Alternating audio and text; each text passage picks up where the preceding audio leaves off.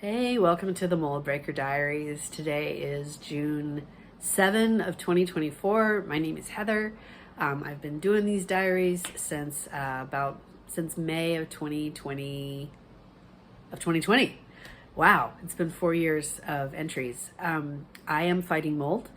I am fighting post-COVID. It turns out I'm also fighting Lyme, co-infections, and flares in Epstein-Barr virus.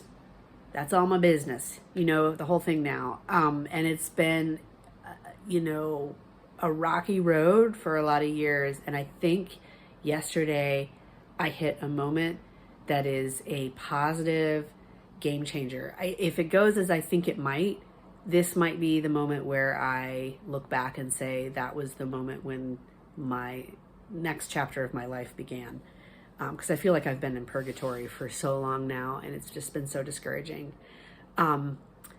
If you go back to past blogs, I was living on the West Coast last year, found a great doctor in the state of Washington, lost access to her because she's only licensed in Washington. When I came back to Western Pennsylvania on what I thought was a short trip, and it turned out to be, it's going to be long-term, at least sort of an undefined amount of time, probably longer than I want, but certainly it's not going to, I don't know when I'll leave here.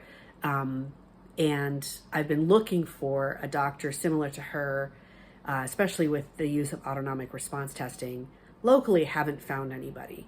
So, and I've been through this whole, decline in health for months, and it got so bad last month with a flare that it was just like, I looked at the calendar, I was like, geez, it's been 10 months since I've had a doctor. I have to get somebody. So I returned to my local doctor who worked with me during COVID back in 2020, and I loved her. She was fantastic. She did amazing work with me and just has a really nice personality and very upbeat and very communicative and just like super cool. And saw her yesterday for the first time just to sort of say, hey, I'm still struggling. Two things she told me. One is that Lyme and COVID are very similar, with the exception of the loss of taste and migrating pains. They just look very, very much alike, which is why it can be so problematic for people. The second piece that she did, I was kind of catching her up on everything I've been doing, and I showed her the protocols from last summer with this Washington doctor and said, and I started feeling better, and and described some of the details of that. She loved what she saw. She loved the protocols. She loved that I had the precision, access to the precision of autonomic response testing. And she, sort of acknowledges that she treats Lyme, but she's not an expert. And what this doctor has and her access and her training is very high level skill, with treating these complex kinds of things. She suggested to me that she use my Washington doctor as a consultant on my case, and she would remain my local doctor would be my doctor, and I would make payments to her.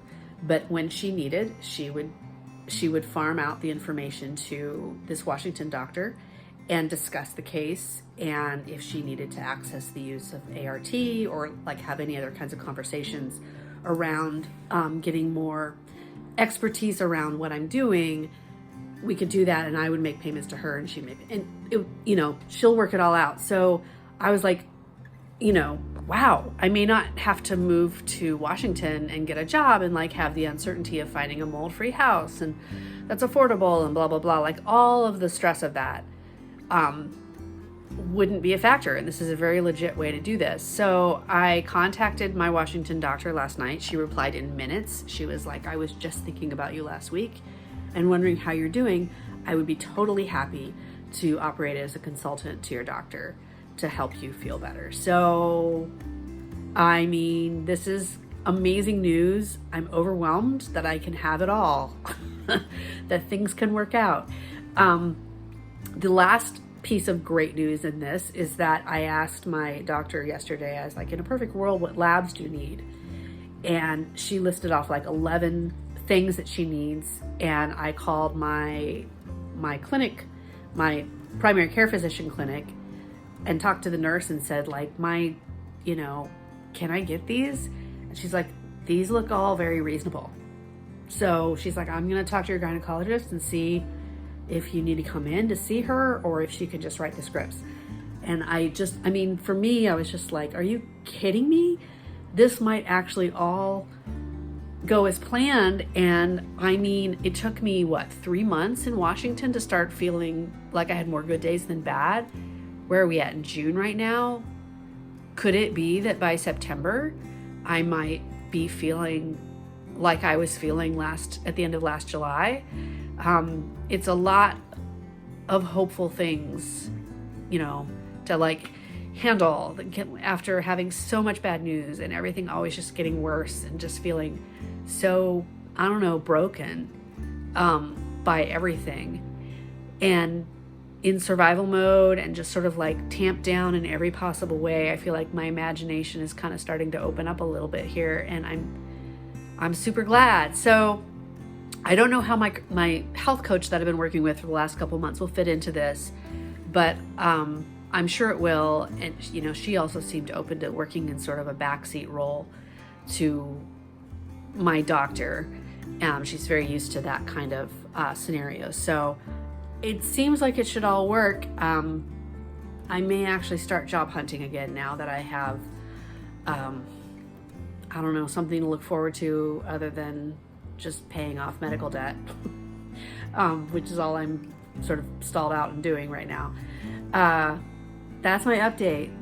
I'm just overwhelmed, a little speechless. And, I wanted to definitely do this just because I wanted to log it, but also in case, anybody comes across this video and you are also stuck in the same kind of way. I had no idea that there was this whole way you could, like a doctor can consult with another doctor. Of course, it will cost twice as much to do, but it's a legal way of having access to expertise that you might not get otherwise if you're out of state. So that's all I have to share. More later, hopefully good. All right, take care. Bye-bye.